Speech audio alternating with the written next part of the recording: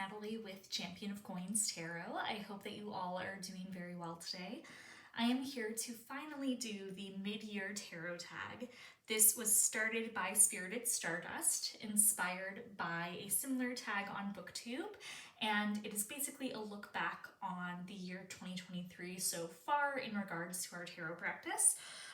Some of these questions are really focused on new decks and acquisitions to our collection, but I do have a few old favorites that I've really reconnected with over the course of this year that I am going to be featuring as well. There are 10 questions, and we're going to go ahead and dive in with the first one. Favorite deck you've used so far in 2023? There were, of course, a lot of favorites because I feel like this has been a very rich year for me in terms of my tarot practice and study, but I had to choose the Etruscan Tarot. This is an out-of-print Lo Scarabeo deck, and it is, of course, all inspired by Etruscan mythology and the art in Etruscan tombs. This is my go-to ancestor work deck. I use this to communicate with the spirits of my deceased loved ones and relatives on both sides of my family tree, and it has been absolutely powerful. I was going through a practice where I was working with this daily.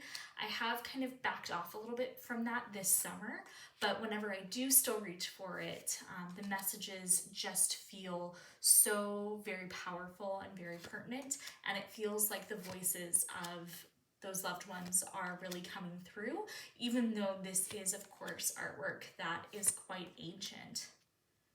So I really love that this deck is grounded, that it can be used to talk about a lot of quote-unquote mundane situations, being able to kind of literally depict what the lived experience of the ancestors were throughout time and space.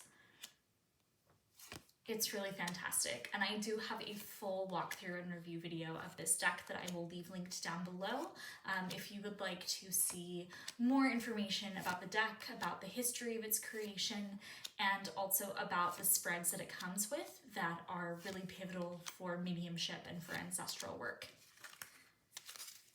The next question is, a new deck that came into your collection this year. I went ahead and chose the Babylonian Tarot as my pick for this prompt. Babylonian Tarot is another out-of-print deck originally published by Llewellyn in 2006, and it is, of course, inspired by the mythology, the deities, the writings and material culture of specifically like ancient Babylonian, but also more broadly the cultures and the religions of the ancient Near East. This deck is highly spiritual for me.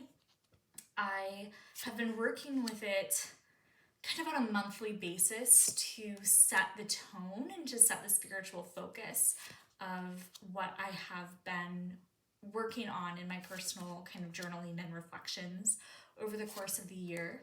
And this is also incredibly powerful, incredibly wise.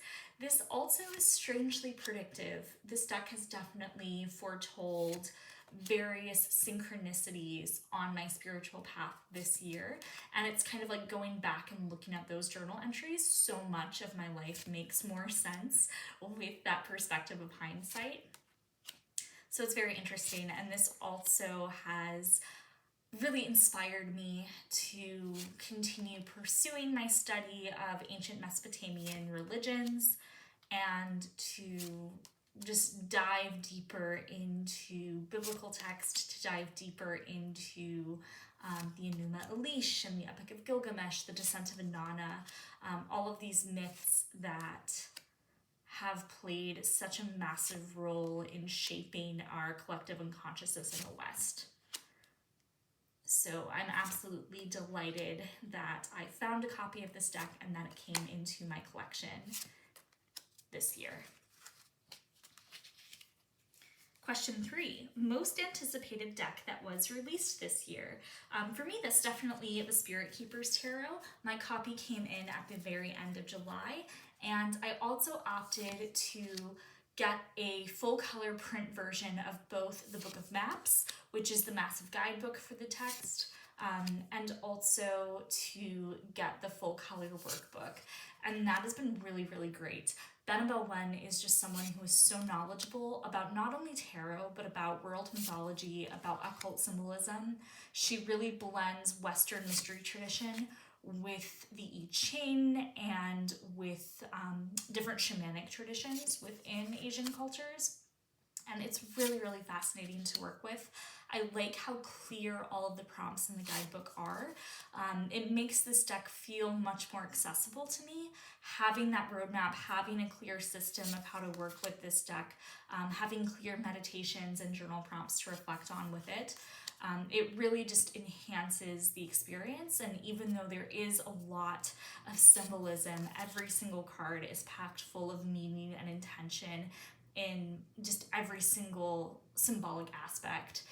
Again, it still feels very accessible and very true to my own lived reality, and again, to like this larger spiritual journey that I am embarking on this year for myself. So I'm very, very glad that this deck lived up to the hype. I will say there was some talk about the cardstock being rough and hard to shuffle. I actually don't think it's very hard to shuffle at all. It does have a little bit of grit to it and a little tooth, and so I'm certainly more careful with this deck than I would be shuffling other ones. But I think the quality overall is really great. The clarity of the images is absolutely fantastic. And again, there's just so many different layers that one can dive into when studying with this. So very, very happy that this is out in the world. Very happy to be learning from it and with it. Question 4, biggest disappointment. For me, that was discovering that my Fantastic Tarot, which is a deck that I absolutely love, that I was using daily, was actually fake, that it was a knockoff deck and it was not the real thing. So I went ahead, purchased a real copy of the deck, which is what I'm showing here, and I did an in-depth comparison video showing the differences between the real copy and the forgery. I love this deck so much, but that entire experience honestly left a very bad taste in my mouth, and I have not used the deck since I made that video. I just felt a mixture of kind of anger at myself for falling for a fake copy, guilt for having unknowingly platformed that fake copy in previous videos that I had made featuring the Fantastical Tarot, and I have not returned to working with this. I definitely do want to, because this is still one of my favorite Rider-Waite-Smith clones of all time. It is so beautiful, it is so poignant, it has a bit of melancholy to it, but it's also one that is able to hold great emotional space. So here's hoping that I can rewrite the story in the remainder of the year. I just need to give myself, I think, some more time and space to get over it. Next is question 5. What was your biggest surprise? There were quite a few decks that were very surprising to me this year, which is always a good thing. Definitely Etruscan Tarot fits that box. I didn't think that I would be using that deck for ancestral work when I got it, but that was how it presented itself to me. But to go with a different answer and to kind of show some variety, of course, in my tarot collection, I'm picking the XIII Tarot. This is by Fournier, and the artwork is by the artist Necro. And I always had a very difficult time connecting with this deck, not because it's a pip deck, but because the images are not your traditional tarot symbolism per se. It seems to be a collection of Necro's artwork that was commissioned by Fournier and not necessarily something that's original to the deck. That being said, this is an amazing shadow work deck. This has been really a spiritual powerhouse and has helped me to connect with aspects of my higher self, to be able to connect with certain aspects of divinity that I was not really open to before. And despite this being a collection of artwork as opposed to being a cohesive tarot system, there are a lot of recurring motifs in the artwork in terms of like these musical instruments, keys, locks. There's like rot and decay, these bright flames that are illuminating people's heads. Like there still is a lot of symbolism that I've been able to connect with on an entirely new and intuitive level. And that has brought a great new lens to the way that I view these cards. So this has been one of my most used decks, particularly when I got really deep into shadow work around May of this year. And I've been continuing to use it at least once a week in order to help inform my shadow work practice. And honestly, like, this deck has been listed for sale before. This deck has been in purgatory for a very, very long time. And I don't know why it is connecting with me on such a deep level now, but I do know that the work that we're doing is just so powerful, and I'm glad that I held on to it for this exact moment. So that's XIII Tarot. I try not to like nudge other decks into frame, but if you've been watching me, then you kind of know what's coming anyways. Question 6, deck crush. I had to choose the Dreamweaver's Oracle for this. I have been working on a review of this deck. Unfortunately, my laptop died and I lost the notes for this review video and for another review video that I'm going to mention, but they are coming eventually. But the Dreamweaver's Oracle is the one that I chose for my deck crush because I don't know how long this deck will be in my collection. I don't know if it's something that is going to walk with me for a very long time or be part of a very intentionally structured practice in the same way that some of the other decks that I mentioned are. But that being said, I absolutely love the artwork. I surprisingly really enjoy the guidebook. I found though that this deck is as intoxicating as it is, as vibrant as it is, it has a very narrow focus in that it's really only good for a daily draw. It doesn't really play well as a clarifier. It can function in larger spreads, but this is really a very clear and distilled message of affirmation and support, more so than it is anything else. And once I kind of got over that hurdle, it made me really appreciate the deck a lot more. Again, it's one that I love the artwork. It's one that I reach for all the time, but it's in the crush phase as opposed to the love phase.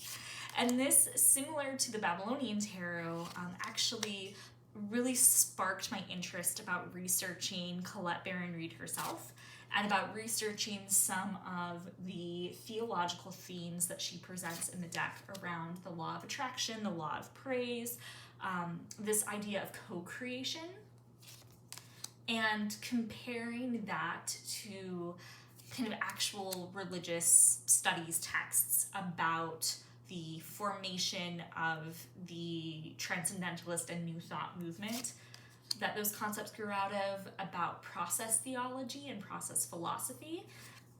So yes, this deck has been definitely a crush in the sense that it's made me want to learn more, it's made me want to research more, spend even more time trying to understand and decipher the framework that it is operating off of.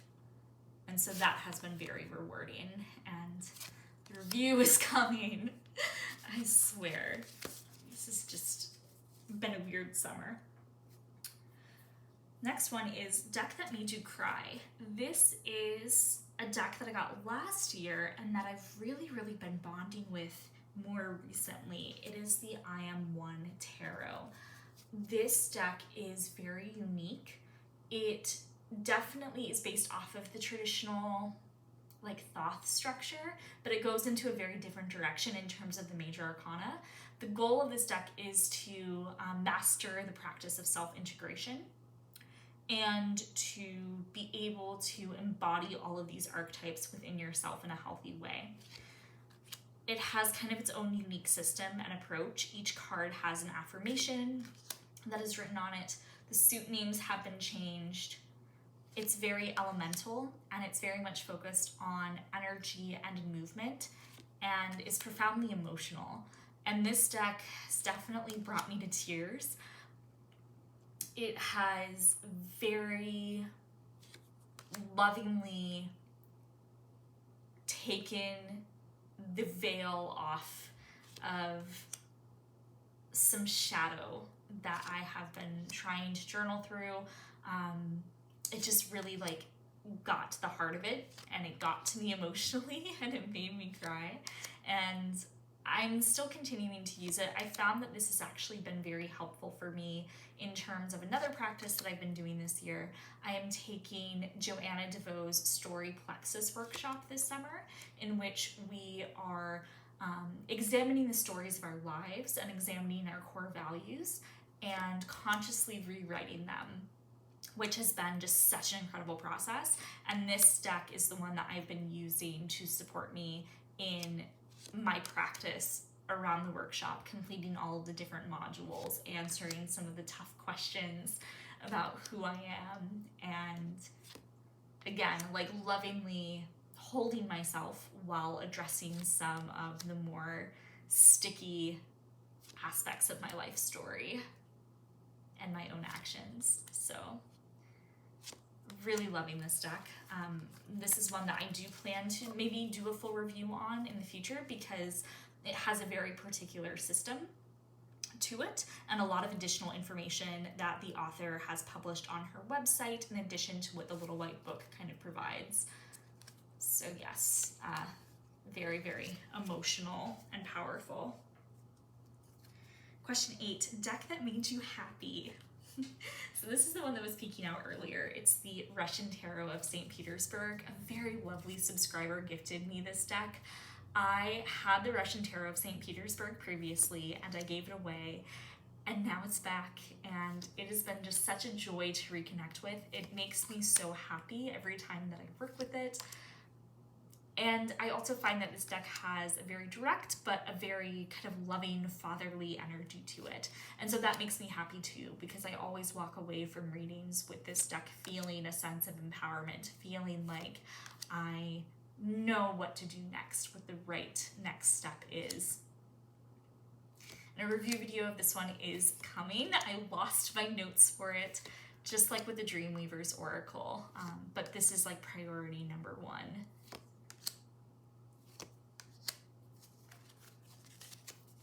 Question 9, most beautiful deck. I decided to go with like another deck that I have gotten this year.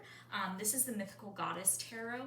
I absolutely love this artwork. It is so stunning and emotive, and just like with the XIII Tarot, there are so many different artistic motifs that are present from suit to suit, from card to card.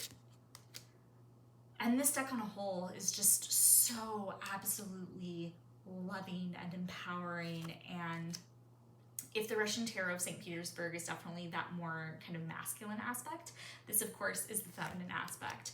This deck feels like a mother. This deck feels like a grandmother. This deck feels like a mentor. And it has been absolutely beautiful to connect with. Just the way that she plays with energy and movement within these images is just so powerful to me. I was looking at images of this deck online before I decided to purchase it, and they were already speaking to me. I already knew which areas of myself and which areas of my life and which areas of my own personal theology were reflected in this artwork, and it is nothing short of incredible. So yes, I love the Mythical Goddess Tarot, and I love this artwork. I don't know if it's going to be everybody else's cup of tea, but for me, this is just so powerful. And the last question, question 10, what deck do you want by the end of the year, or that you are still waiting on. That's the Bohemian Gothic Tarot. I pre-ordered it. I am so excited. I thought about including the Victorian Romantic Tarot in this video because that was another old favorite of mine that I really reconnected with this year, and it clicked for me for the first time, but I opted to talk about some of these other decks instead. But working with that deck really made me fall in love with Baba Studios again, and it made me want to get the Bohemian Gothic as kind of the sister deck to see how they would interpret that darker energy, how they would interpret some of the like fairy tales and monster mythos from Europe. So I'm very excited for that. Otherwise, I am not pre-ordering any decks. I have not purchased any new decks for myself in about 2 months. I'm really at a state right now where I'm trying to focus on downsizing my collection and trying to use a lot of decks that have been sitting for a while, and kind of getting to know them and getting to fall in love with them all over again. But all the ones that I mentioned in this video, with the exception of Fantastical Tarot, are ones that I have been using consistently over the course of the year that I absolutely love. And I would still love and would recommend the Fantastical Tarot, but that was just my lowest point for obvious reasons. So if you have made it to the end of this video, thank you so much for watching. Let me know if you have responded to this video tag as well. I would love to hear your thoughts and what you have been enjoying this past year. Or you can leave me a note in the comments if you don't have a channel. I would love to correspond with you there as well. As always, I am sending you much love and many blessings as you walk along your own path. Bye.